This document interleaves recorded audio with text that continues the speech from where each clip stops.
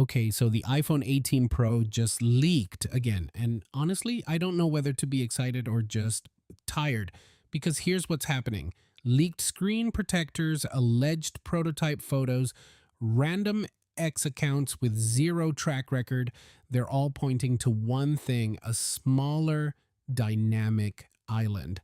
And I'm going to break down every single leak, tell you which ones are legit, which ones are garbage, and here's the part nobody's talking about: why the boring stuff happening inside this phone might actually matter way more than any design change. Oh, and there's one leak that actually made me laugh. We'll get to that. So the iPhone 18 Pro and Pro Max are expected this September, alongside Apple's first foldable iPhone, by the way. And the regular iPhone 18 won't show up until spring 2027, which is a whole new launch strategy Apple's rolling out. But the leaks for the Pro models have been coming in hot this past month, and there's genuine disagreement between credible sources about what this phone actually looks like. I've spent the last week going through every Weibo post, every supply chain rumor, every screen protector photo floating around Chinese social media. And I've got thoughts. Let's start with the thing everyone's arguing about. So, the headline leak: the dynamic island is supposedly shrinking by about 35%. The new cutout is allegedly 13.49 millimeters wide, down from 20.76 millimeters on the iPhone 17 Pro. And that number comes from leaked screen protector images that have been showing up on Weibo over the past few days. Now, here's where the story gets messy.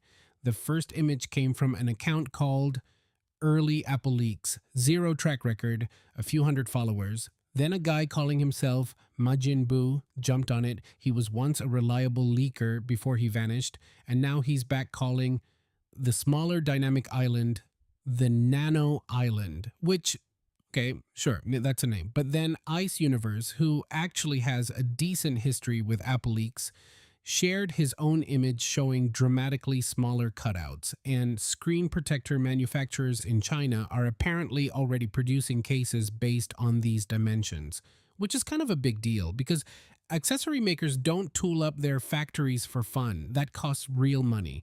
So the weight of evidence is leaning toward, yes, it's happening, but, and here's the catch: we heard the exact same rumor before the iPhone 17 Pro, smaller dynamic island, under display components, the whole thing. And the iPhone 17 Pro launched with the exact same cutout. So what's different this time? Volume. Multiple differently sourced leakers are converging on the same specific technical detail. The flood illuminator is moving under the display first, which shrinks the pill cutout while keeping the camera and infrared sensor visible. That level of specificity from unrelated sources, that usually means something real is being tracked. But Digital Chat Station, 3 million Weibo followers, solid track record, says no. He claims the iPhone 18 Pro might reuse iPhone 17 Pro molds. Dynamic island stays the same. Under display, Face ID pushed to a future generation. So which is it?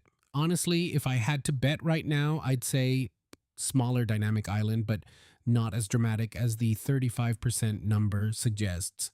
Apple tends to land somewhere between the hype and the skepticism. Here's the part that I think is way more interesting than people give it credit for. Phone Arena ran a poll asking readers what they wanted from the iPhone 18 Pro design, and over 70% of voters said they're fine with minor changes or no changes or just new colors, 70%. And honestly, that tracks, because think about it. The iPhone 17 Pro was considered a major redesign because Apple switched from a camera island to a camera plateau and added a two-tone back. That's it. That was the revolution. And it was the best-selling Pro iPhone ever. So Apple looking at those numbers and going, yeah, let's not reinvent the wheel this year, isn't lazy, it's smart. The camera plateau is staying. The two-tone back is reportedly getting refined, though. The color difference between the aluminum and glass is being minimized for a more unified look, which good, because that two-tone thing was Divisive. Let's call it divisive. And the bezels, same as iPhone 17 and iPhone 16, the display doesn't get bigger. The interruption just gets smaller, which is honestly fine. But if you're hoping for some edge to edge slab of glass with no cutouts, that's apparently being saved for the iPhone 20 in 2027, the 20th anniversary iPhone. So the iPhone 18 Pro is a transition phone. And I actually think that's okay. Sometimes the best upgrade is the one you don't see. Okay, so the design is iterative, fine, but the internals, this is where Apple's actually swinging. First, the A20 Pro chip. This is Apple's first 2 nanometer processor built on TSMC's brand new N2 process.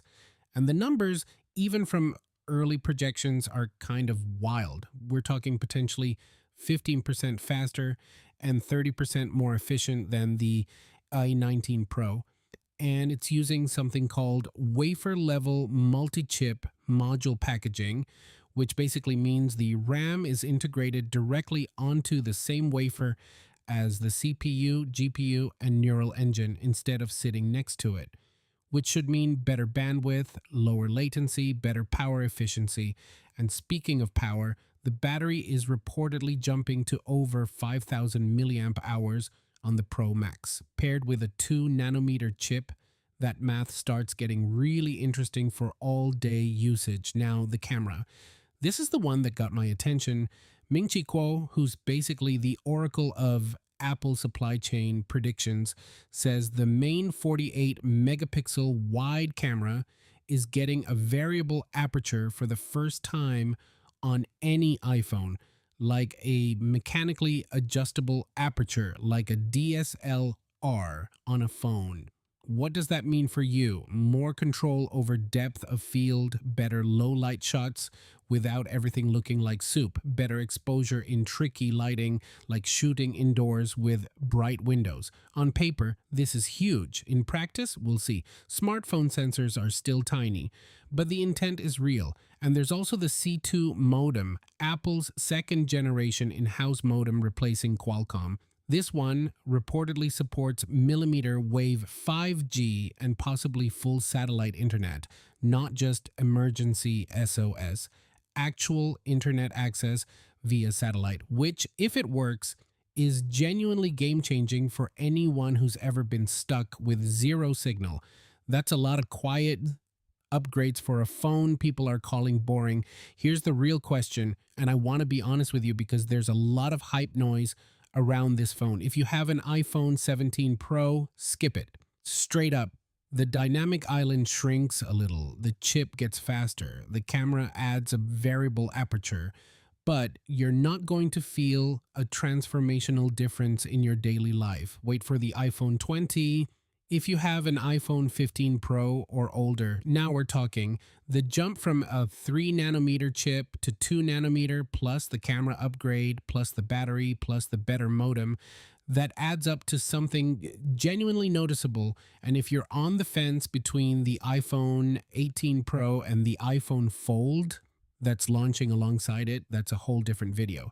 But I will say the Fold is reportedly going to cost upwards of $2,000. So unless you're really committed to that folding lifestyle, the 18 Pro is probably where the value is. Oh, and the price? Ming-Chi Kuo says Apple's holding it flat, same as the iPhone 17 Pro. $1,099 for the Pro, $1,199 for the Pro Max, despite the 2 nanometer chip costing about 70% more to manufacture. Apple's eating that cost, which honestly surprised me. So look, the iPhone 18 Pro is not going to be the phone that makes you gasp when you see it on stage. That's the Fold's job this year. The 18 Pro is the phone that quietly gets everything right, or at least that's what Apple's betting on. Smaller dynamic island, maybe. First 2 nanometer chip, definitely. Variable aperture camera, big deal. Bigger battery, always welcome. Is it boring on the outside? Yeah, kinda. On the inside, not even close. And remember when I said one leak made me laugh? It was Nano Island. Someone actually called it Nano Island. And honestly, if Apple doesn't use that name, they're leaving marketing gold on the table. I'm curious, would a smaller dynamic island actually affect your buying decision, or is it genuinely the chip and camera that matter? Let me know, because I've got a feeling the comments on this one are going to be interesting. See you next video. Peace.